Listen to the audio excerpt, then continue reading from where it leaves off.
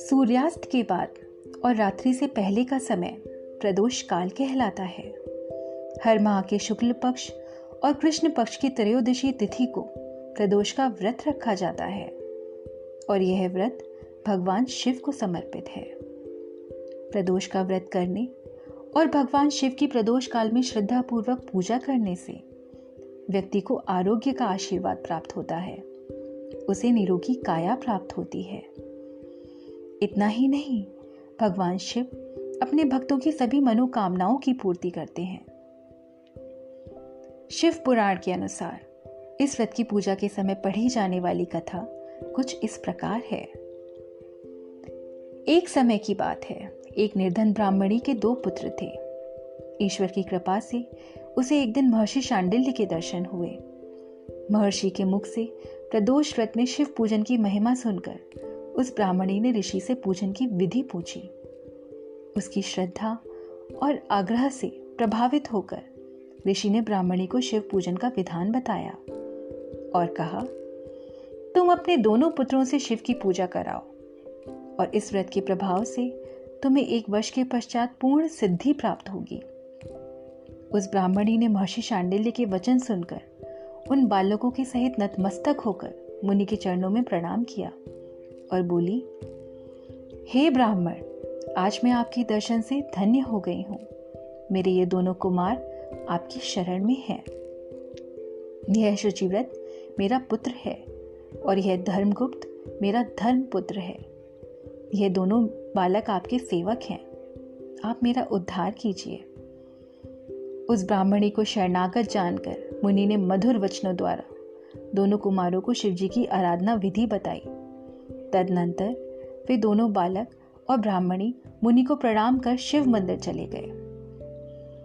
उस दिन से वे दोनों बालक मुनि के कथनानुसार नियम पूर्वक प्रदोष काल में शिवजी की आराधना करने लगे। पूजा करते हुए उन दोनों को 4 महीने बीत गए। एक दिन धर्मगुप्त की उपस्थिति में शुचिव्रत स्नान करने नदी किनारे चला गया और वहां जल क्रीड़ा करने लगा। संयोग से उसी समय उसी नदी की दरार में चमकता हुआ धन का बड़ा कलश दिखाई पड़ा। उस धन से भरे हुए कलश को देखकर शुचिव्रत बहुत ही प्रसन्न हुआ और उस कलश को वो घर ले आया। कलश को भूमि पर रखकर वह अपनी माता से बोला, हे माता, शिवजी की महिमा तो देखो। भगवान ने इस कलश के रूप में मुझे अपार संपदा दी है। उसकी माता कलश को देखकर आश्चर्य करने लगी और धर्मगुप्त को बुलाकर कहा, बेटा, मेरी बात सुनो। तुम दोनों इस धन को आपस में आधा आधा बांट लो। माता की बात सुनकर शुचिव्रत अत्यंत प्रसन्न हुआ, परंतु धर्मगुप्त ने अपनी असहमति प्रकट करते हुए कहा, हे माँ, ये धन तेरे पुत्र के पुण्य से उसे प्राप्त हुआ है। मैं इससे किसी प्रकार का हिस्सा नहीं लेना चाहता, क्योंकि अपने किए हुए कर्म का फल मनुष्य स्वयं ही भोगता है। इस प्रकार शिव पूजन करते हुए एक ही घर में उन्हें 1 वर्ष व्यतीत हो गया। एक दिन धर्मगुप्त शुचिव्रत के साथ बसंत ऋतु में वन विहार करने के लिए गया। वे दोनों जब साथ साथ वन में बहुत दूर निकल गए तो उन्हें वहां सैकड़ों गंधर्व कन्याएं खेलती हुई दिखाई पड़ी। शुचिव्रत उन गंधर्व कन्याओं को क्रीड़ारत देखकर धर्मगुप्त से बोला, यहाँ कन्याएं विहार कर रही हैं और इसलिए हम लोगों को कहीं और चले जाना चाहिए, क्योंकि ये गंधर्व कन्याएं शीघ्र ही मनुष्यों के मन को मोहित कर लेती हैं। इसलिए मैं तो इन कन्याओं से दूर ही रहूंगा। परंतु धर्मगुप्त उसकी बात अनसुनी कर कन्याओं के विहार स्थल में अकेला ही चला गया। उन सभी गंधर्व कन्याओं में प्रधान सुंदरी धर्मगुप्त को देखकर मन में विचार करने लगी कि कामदेव के समान सुंदर रूप वाला यह राजकुमार कौन है। धर्मगुप्त से बातचीत करने के उद्देश्य से उस सुंदरी ने अपनी सखियों से कहा, सखियों, तुम लोग निकट के वन में जाकर अशोक, चंपा, मौलश्री आदि के ताजे फूल तोड़ लाओ। तब तक मैं तुम्हारी प्रतीक्षा में यहीं रुकी रहूंगी। उस गंधर्व कुमारी की बात सुनकर सब सखियां वहां से चली गईं। सखियों के जाने के बाद वह गंधर्व कन्या धर्मगुप्त को स्थिर दृष्टि से देखने लगी। उन दोनों में परस्पर आकर्षण का आभास होने लगा। गंधर्व कन्या ने धर्मगुप्त को बैठने के लिए आसन प्रदान किया। कुछ देर बाद इधर उधर की बातें करने के बाद सुंदरी ने धर्मगुप्त से पूछा, हे कमल के समान नेत्रों वाले, आप किस देश के रहने वाले हैं? यहाँ किस लिए आए हैं?